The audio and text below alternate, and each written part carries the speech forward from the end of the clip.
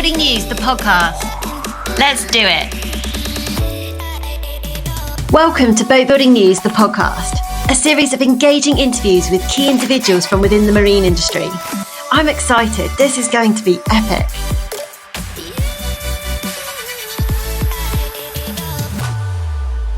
It is absolutely my privilege to interview Rick Thomas, one of the nicest, most well-connected individuals in the American marine industry. Hey Rick, welcome to the Boatbuilding News podcast. Hey Holly, it's great to be here with you today. Finally, after working out the time difference between us. It's just an ocean between us, It's quite difficult because I was having conversations with you about what time difference we were, a conversation with somebody in Sydney about the time difference there, and I think I need about 14 different clocks on my desk. Well, you got a little wall space behind you. You could stack some clocks up there. You just got to figure out where the international date line lays so that you get the day right as well. You're absolutely right. Well, it's really good to finally be speaking. So, first of all, welcome to the Boatbuilding News podcast. I've been really, really excited for this conversation, which we've been trying to get sorted for a while now. Start by giving yourself an introduction. Explain who you are and what is it that you do in this industry. Oh, my goodness. Rick Thomas, I've been in this industry for almost 40 years. I've been in the maritime industry my entire working career. Goes back to when I was 16 years old, working in the back of my dad's shop, learning how to weld and use machinery. And then I was building docks. His business was building residential boat lift equipment. So we were on the water putting boat lifts in behind residences in South Florida and the East Coast of the United States. I went to college, Florida Institute of Technology, and I got a degree in underwater technology. Wow. Which put me in the Gulf of Mexico for a number of years as a commercial diver. I was doing oil field diving, laying pipelines and riser work, and learning what being on the ocean and working on the ocean really, really is, and being in a very commercial maritime experience. And then in the mid-'80s, I relocated back to Florida and started a company that turned into a business that's fairly well known in the industry, Nautical Structures. And that's where my boat building experience has really, created a bit of a legacy. I was working literally around the world. I had the luxury of traveling the world. I would tell you, I think I've been to every boat yard, every shipyard building white boats, from Taiwan and China through Northern Europe and Turkey to the Middle East, the Emirates, throughout all of North America, Canada, United States. I have watched our U.S. boat building industry go from here to here and everywhere in between. Wow. It's been an education for sure. And for the last 2 years, I resigned from Nautical Structures after 35 years with the company and started a company with Frank Jansen in Monaco, Jansen Maritime Services. We built a really cool U.S. Division of his business in Fort Lauderdale. And that was fun. Spent 2 years building the brand and reputation and brought on a fleet of boats and hired some really good people.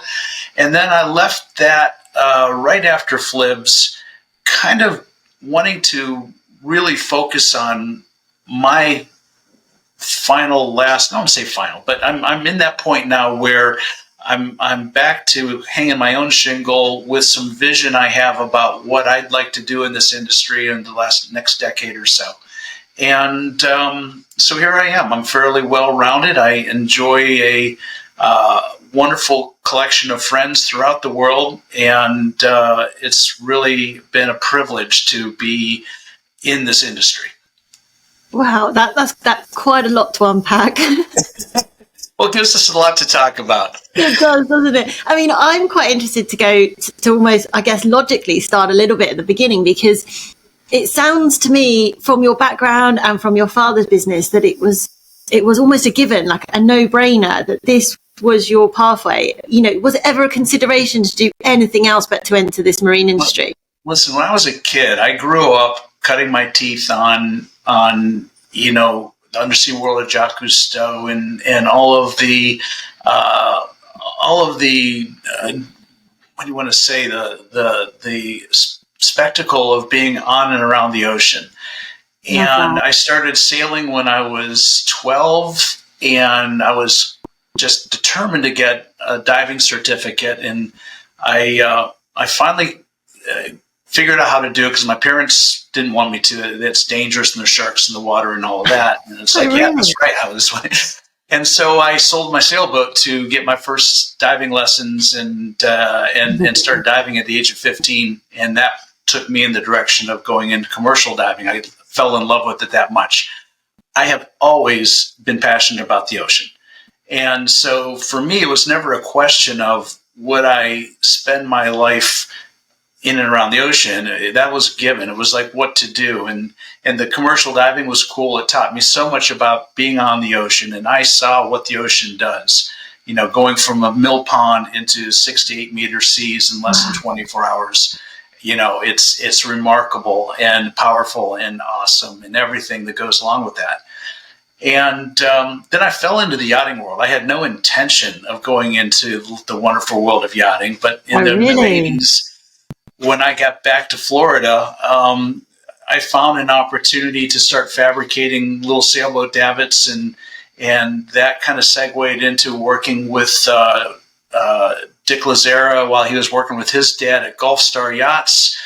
And I started building little davits for his motor yachts, and then that segued into a lot of other business that evolved, and I started traveling around the world to see if I could kind of sell my wares outside of Florida. And, you know, back then the industry was really in its infancy. It was in its infancy. I designed and built a crane for Lurson's first big yacht, the Limitless. You know, back when Lurson was really just cutting its teeth and starting into the big yacht industry. And, you know, at that point in time, there wasn't a lot of additional support infrastructure in Northern Europe. And so the industry was ripe for a little company like ours in Florida to kind of spread our wings. And that's what I did. I just went with where the prevailing winds took me, and made some really nice relationships in Northern Europe and Asia. I spent some interesting time in the Middle East, in Dubai, working with Gulfcraft, and you know, and have a lot of good friends in Turkey. And it's just been a process of building relationships. I think at the end of the day, it doesn't matter what you do. It's all about who you are and how you treat other people and how you do business with other people and how you connect with other people. It's a people-to-people relationship business industry we're in. 100% agree. I couldn't agree more. You know, it's that age-old phrase, isn't it? It's not what you know, it's who you know. But I mean, It sounds like you've just created your own kind of pathway of opportunity throughout these just constant, relentless hard work, and just seeing where the next opportunity takes you almost organically then, with no real, you know, obvious plan set out right at the beginning. Not at the beginning, you know, and you knock on a lot of doors. Some open easily, some you try to kick open, some just won't open, so you go someplace else. But ultimately, you start figuring out, you know, what your customer looks like, what you're good at, what resonates in your world. You know, for instance, I realized fairly early on that I was not going to be successful trying to bring mediocre products and services. There was a lot of other companies in the industry that are quite good at bringing mediocrity to the table, but that brings its own set of unique problems and challenges and puts you in a box that, frankly, I don't want to be in. So we focused, my business partner, Nautical Structures, and I, for instance, focused on building the very highest quality, highest standard product. We knew how to build cumulatively. His background and experience, my background and experience, in coming together to do the very best of the best. And I took that same mindset when I started the U.S. Office of JMS Yachting, you know, to take yacht management from a level of everybody does the same thing, kind of sort of the same way, to let's take it a step further. And that's what I'm in the process of doing right now, actually, segueing from there into the next big thing. So I guess my mindset has always been to work in the top 10% I think that's where life is more interesting. Opportunities are more interesting. That you're definitely in more challenging space. You have to show up. You have to perform. But boy, when you do, you are amongst really interesting and successful people that kind of bring you up with them. So that's a good place to be. Yeah, absolutely. So 35 years at Nautical Structures. Yeah, that's real. Yeah, that's a huge chunk of somebody's career. I don't see a lot of millennials hanging in there for 35 years doing anything the same. Well, no, that's exactly that. But almost, how do you get to the point where 35 years and you go, well, that's enough now? What drives that decision? Because honestly, I probably at about year 30, at the back of my mind, I'm going, wow, I've been at this a long time. Yeah. And,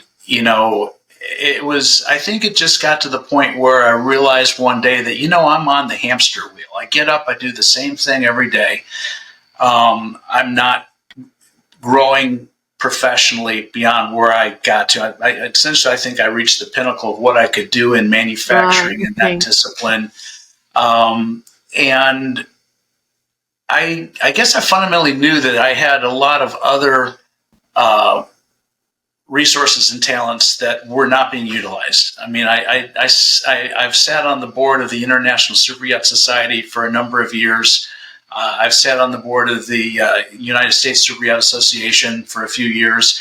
I've been involved at some deep levels with the International Seakeeper Society. And so I've been in these other spaces while being a partner in the business of manufacturing with Nautical Structures. And I realized that Nautical Structures really didn't need my talents. It was, I don't want to say it was on auto drive, but my talents were probably better suited me moving on to doing something different. And so for the last 2 years, that's what I've been doing. I started my own LLC, Rick Thomas Yachting Development, and I did this thing with JMS Yachting. And I'm actually, after this podcast, meeting with another individual. We're putting together another little business right now, and hopefully it's going to be a bit magical as well. So, it's constantly, looking for the next opportunity. Sometimes the opportunities are not loudly. Sometimes it's really subtle, but keep your eyes open and pay attention. There's opportunities everywhere. But I love that, because actually I wonder if you actually even realize sometimes how unique that mindset is, because 35 years somewhere, know, and you get to, as you say, you get to the pinnacle and you think, I can't achieve any more in the space that I'm in. Right. I think there'll probably be a large chunk of people in that situation that would then maybe retire or slow down or take a back seat, or and the look of fear on your face then, do you know what I mean? That word. Yeah, and then you are like, no, I'm still in this mindset of growth. I'm still in this mindset of what next and opportunity, and I love that. When I left Nautical Structures, one of the things I realized was that my network in this industry, we talk about this industry being 2 degrees of separation, and what I've learned is probably, if you're in it as long as I've been in it, it might be even 1 degree of separation. If I don't know how to get hold of you, I know somebody who will get me to you, with one phone call or one email, and that's powerful. That's so encouraging. And so when I left Nautical Structures, I realized that resource was going to carry me forward, and it has. And it's funny because you mentioned the R word, retirement, and when I left JMS, word. Are we not even allowed to say it? Yeah, no, it's like, listen, I'll put it out there. I'm 63 years old. I just turned 63, and I feel like I'm 43, and I still have a lot of cool ideas. And what I did do in early November was I took what was going to be an 8-week sabbatical. I did see this actually, but you didn't get any quieter. You didn't go off anywhere, really, did you? What I did do, though, you're right. I stayed. I couldn't help myself. I felt like I needed to stay connected to the industry at some level. Yeah, and that was good, because in this quiet time, this time where I'm taking my dog on 5-mile walks every morning, no iPod, no headphones on, just walking and thinking and getting good exercise and connecting with my golden retriever and just letting kind of the universe speak to me, if you will. You can do so much. Your brain kind of goes into free form thinking, and now you start bringing in ideas, rejecting ideas, and taking advantage of this period of time to start to solidify thoughts. So, I've now taken ideas that have been all over here, and they're kind of coming into here, and that's what I think it takes to start the next big thing. I mean, I could have, frankly, with the ideas I had going, had 3-4 business potentials to start, but I know better than that. I need to get a little more focused.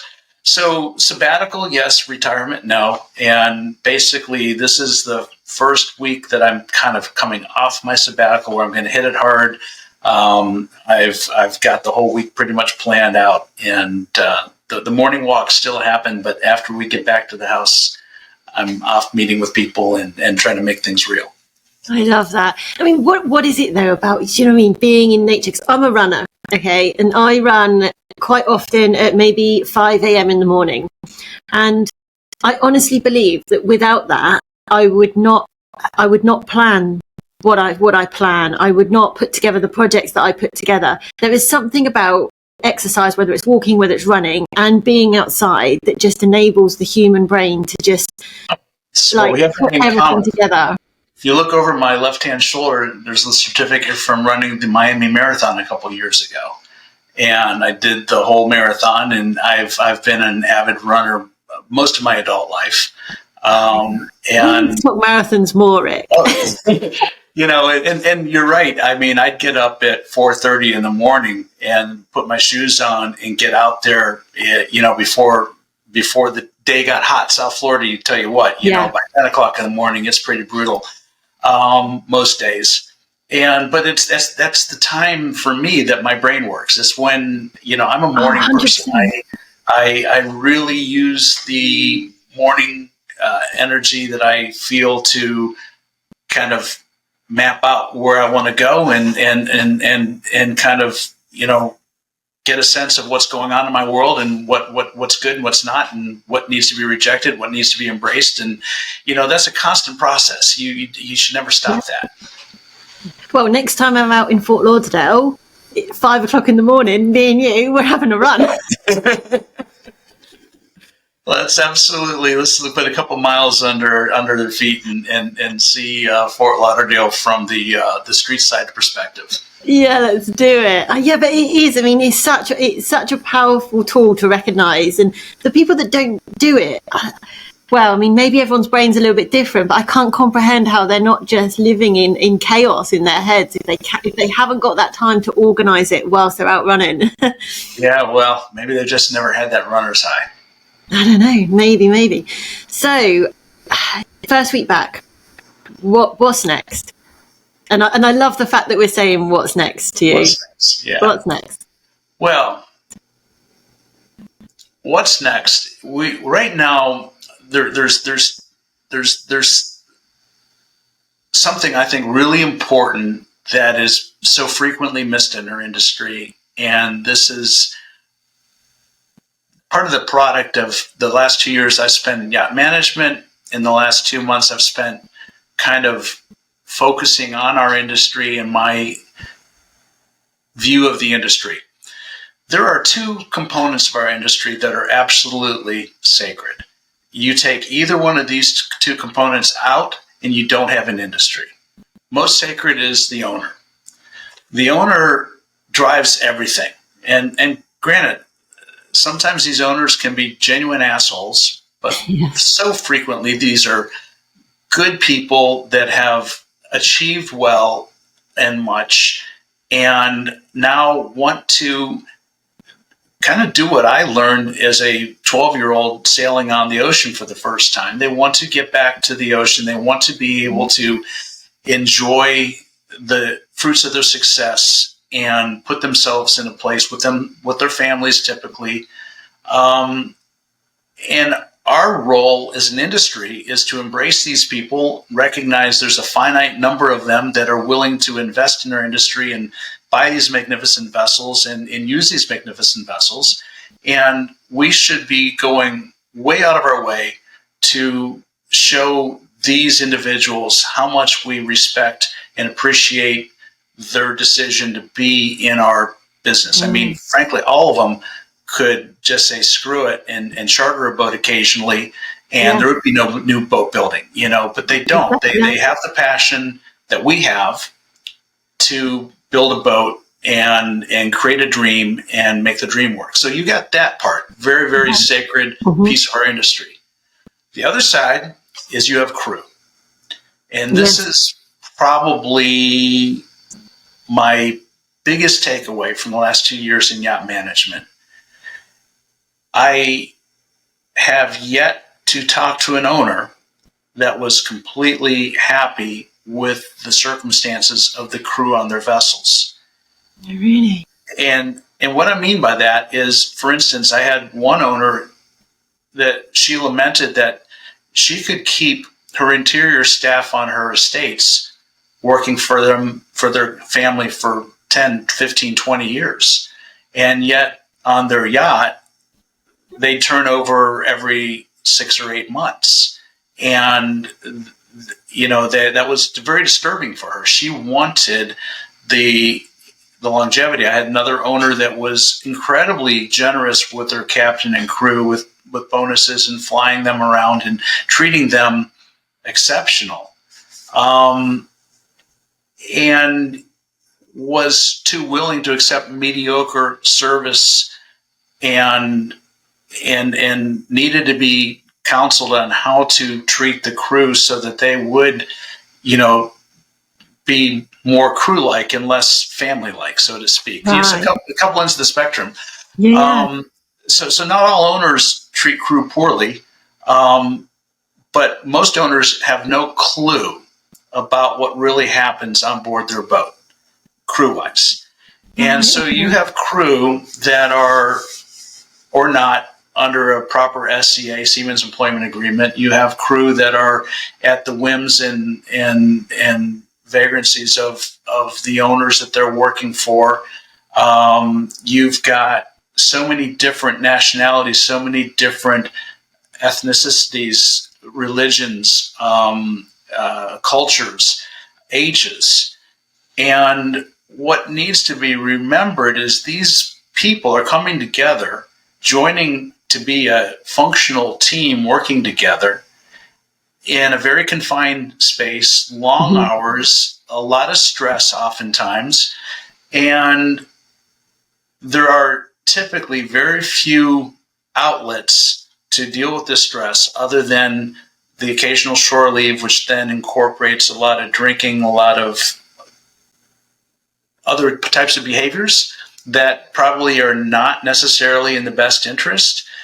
And so what we're working on right now is what I will call compassionate crew management.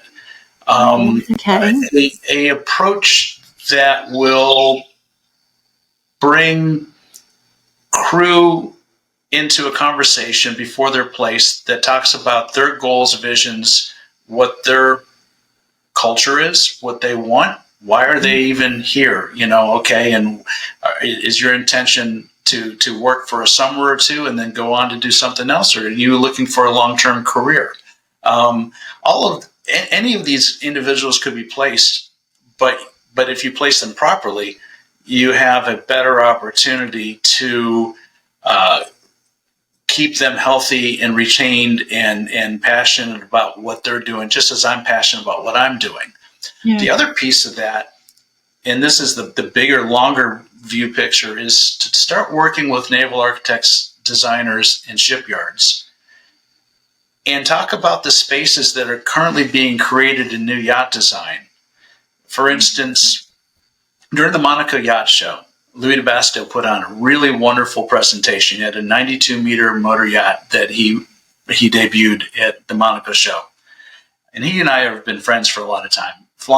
And so after his presentation, he and I are standing there, we're looking at the model, looking at the GA on the wall, And he was showing me how that most of the engineering spaces have been removed because so much of the infrastructure on this electric motor yacht are below the bilge plates in the bilges, deck plates in the bilges. And so there's now space that used to be dedicated to engine room and generator room and all this kind of stuff that has either been reduced or eliminated. So the question begs, what are you going to do with that? Are you going to give it right back to the owner?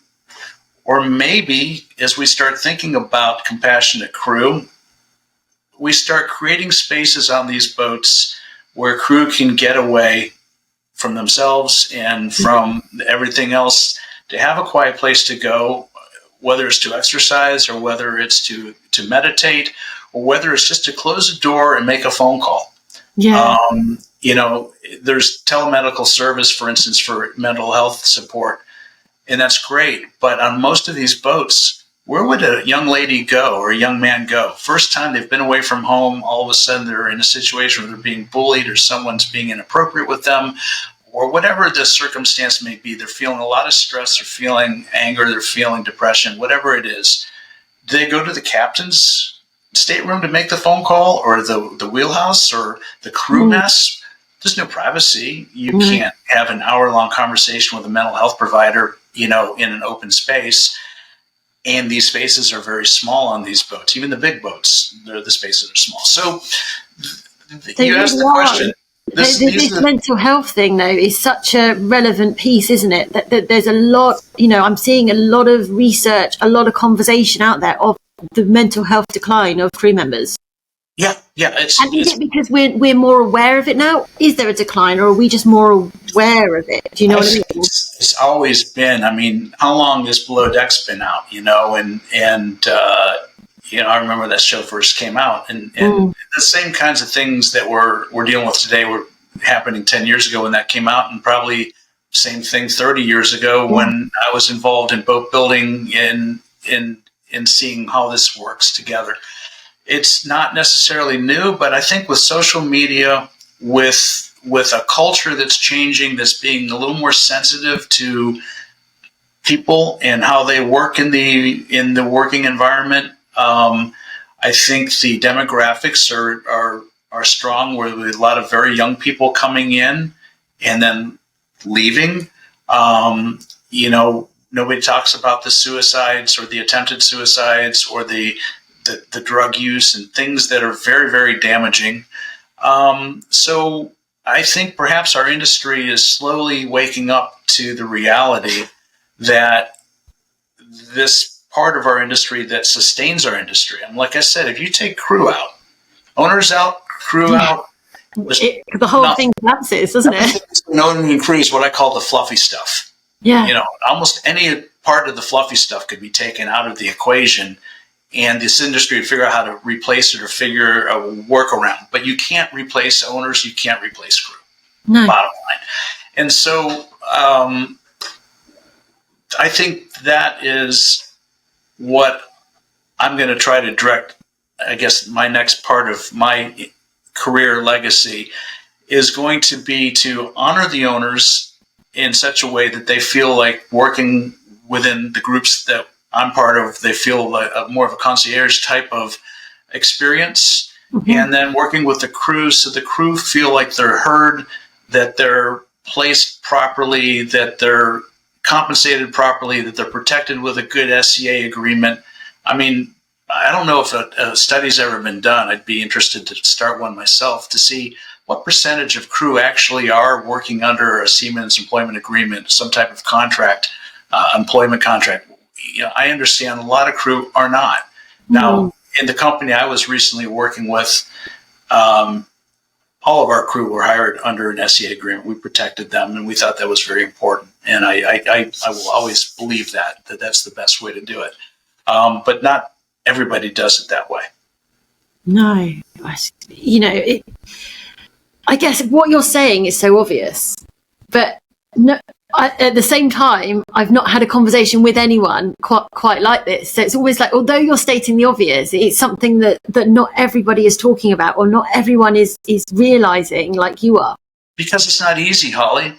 Listen, in business, you have to be able to take your idea and monetize it. Because if you can't monetize your idea, it's not going to be viable.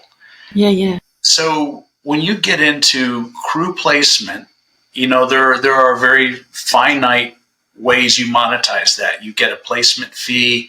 Yeah. You can set up the payroll, and you can get a nominal amount of monthly revenue from the payroll and all that. So most management companies, and this is not diminishing management companies, just a reality, look at crew as one way to monetize their business.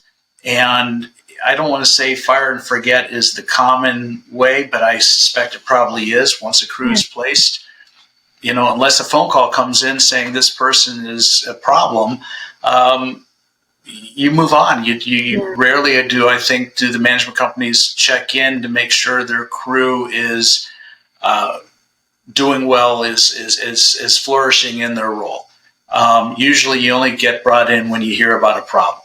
So that's part of the challenge. How do you do this in such a way that you can make it commercially viable? And it might mean that it's a little more expensive to do the crew placement process and the ongoing management process. But I think, listen, my experience with some of the owners I was working with, they were very happy to financially support their crew and make sure that their crew was happy and performed well on their boat.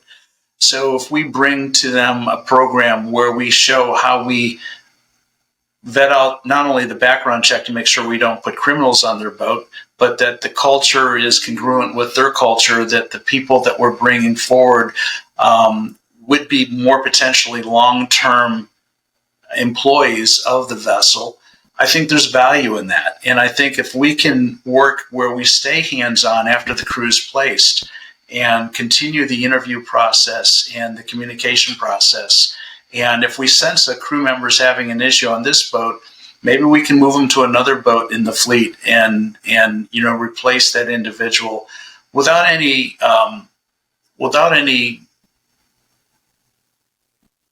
what I want to say, baggage. That in other words, not everybody works with everybody well. Yeah. There's nothing wrong with that. We're different personalities. Mm-hmm. So, instead of saying, well, you just can't get along with other people, it may be, well, you just have the wrong chemistry in this program. Mm-hmm. Let's put you in that program. Yeah, and from what you've said, it's the same vibe that's run through your previous businesses as well, where you're just trying to do what everyone's doing, but rise above from the mediocre and provide that value add and that extra level of quality that perhaps the rest of the industry aren't providing or offering. Well, Holly, I'll tell you, in the 35 years with Nautical Structures, I think we've hired well over 500 individuals. Of course, not all have stayed, obviously. I think right now there's about 60 or 70 employees with the company. But I do know, even 2 years away from the company, that of the people I hired going back 30 years ago, 2 metal fabricators, welders, are still working with the company. Wow. The bookkeeper has been with the company 25 years. I would say the average tenure at Nautical Structures is probably 10 to 12 years. Which is high, isn't it? It's great. And the point I make is that I'm pretty good at picking people and hiring people and understanding what cultures work and what fits and what doesn't fit.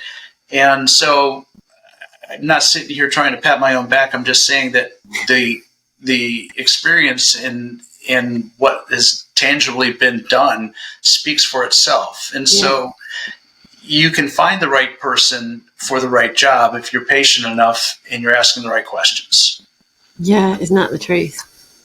So, I mean, if we take your career as a whole, have you had one moment where you can look back now and you think, cool, that was a challenge, or that was a nightmare, or do you know what, that went catastrophically wrong? If you've got something that sticks in your mind where you think, oh my goodness. Oh, Holly, listen, you don't have enough time right now. I can tell you that I rode that horse all the way. I mean, there was a point in time where I went from basically having the business myself to bringing on a partner. That was big. That was about 7.5 years into the company. I said, okay, I don't want to do this by myself anymore. And I brought a gentleman by the name of Boatbuilding in, who at the time was working for my biggest competitor. Oh, really? Bold decision. Yeah, well, I thought that was pretty brilliant. And that was where he and I came together, said, we're going to build the best of the best that we know how to do. And we did.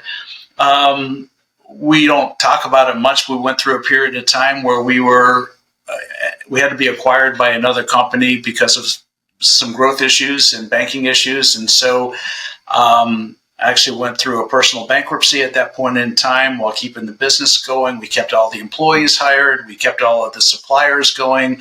We were acquired by the company, and then we bought it back 7 years later. And it was so effectively done that the industry at large was unaware that there was an ownership change, a quantum shift in the structure of the business. And we weathered that storm. We weathered the 2008 recession. Thank goodness at that point in time, we had so much other large yacht business going. We had what we call the flywheel effect. So while the light switch was turned off on all the small boat stuff, we still had large yacht equipment that, 2-year, 3-year contracts. Mm-hmm. There were so many really cool projects we built for so many really cool owners and shipyards. I look back on those and I'm just, I smile and say, wow, that is something that is, tangible, can never be taken away. Yeah. Some of these projects we did and some of these specialized pieces of equipment.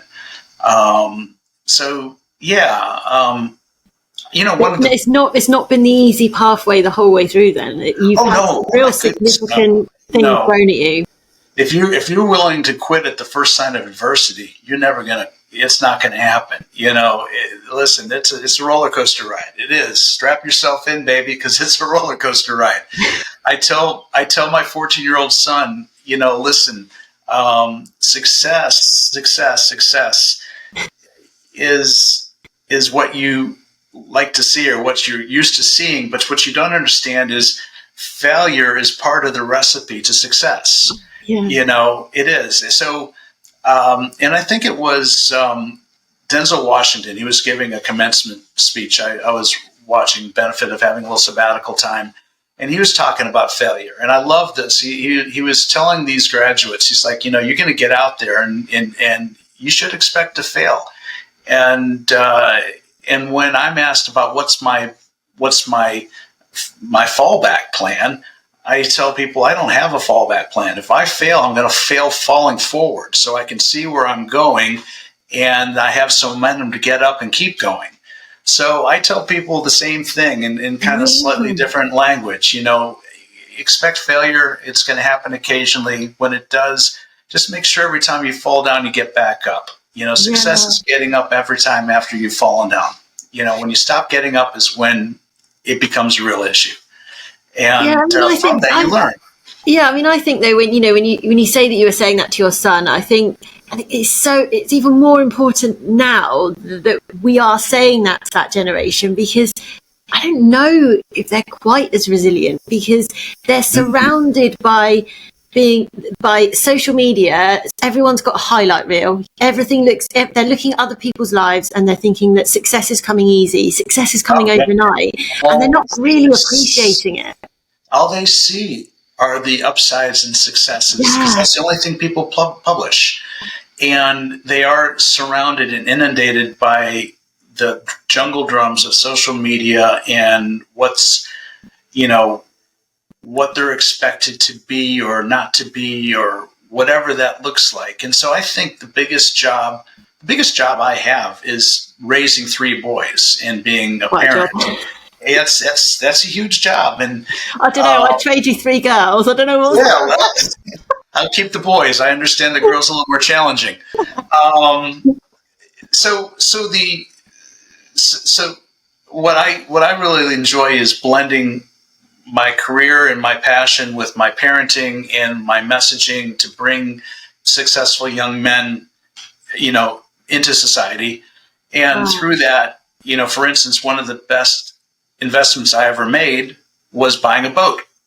And I have a little 10-meter, 33-foot center console, 20-year-old boat that I just refit last year.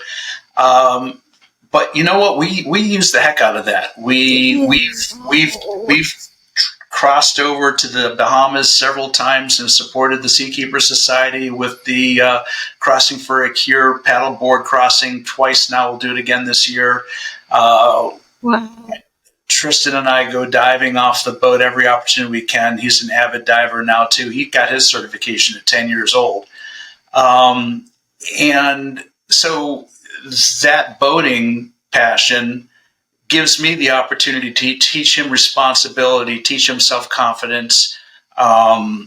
It was fun right at the beginning of Flibs. We took a bunch of industry people out on the boat on what we call the 10-mile loop here in Fort Lauderdale. It's a great little boat ride. And the whole time I had my son driving the boat while I was networking and hanging out with my friends on board the boat. And what a cool piece of responsibility he got to have in 14 years old, driving this boat while Dad was... my dream. Yeah. Exactly. Thank goodness. Yeah, so I don't know, we digress a little bit, but I think that's a big piece of it, is to be the best version of yourself you can be. And be that for your family and your children, be that for your professional life and the people you work with and network with. And I hope my legacy at some point in time down the future is, hey, Rick was really a great guy and so much fun to do business with or to collaborate with or just to be friends with. Oh, I absolutely love that. So on to the final question. It's the question that we ask everyone. What one quote do you strive to live by that motivates and inspires you? What one quote do I live by? Mind you, you've mentioned quite a few quotes already. You know what? I think it is probably the most profound quote ever made, and that is, do unto others as you would have others do unto yourself. While there's a strong religious connotation to that, I think there's more importantly a more cultural connotation to that, and that is, you get what you give, and if you put out positive energy, you're going to get the positive energy back. If you go around throwing out a lot of negativity or are treating people poorly, you should expect the same coming back. And so I think that really is, if I had to use one quote, one statement that I would finish an interview with, it would be that, treat people the way you want to be treated. I love that.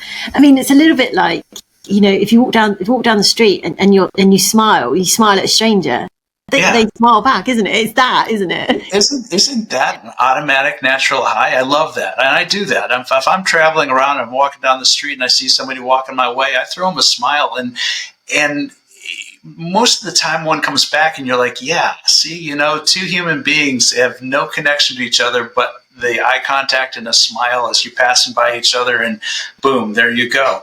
I'll let you into a little bit of a secret of what I actually found. One of my biggest findings from traveling to Fort Lauderdale in October is that happens a lot in Fort Lauderdale, and way much more than it does back in the UK.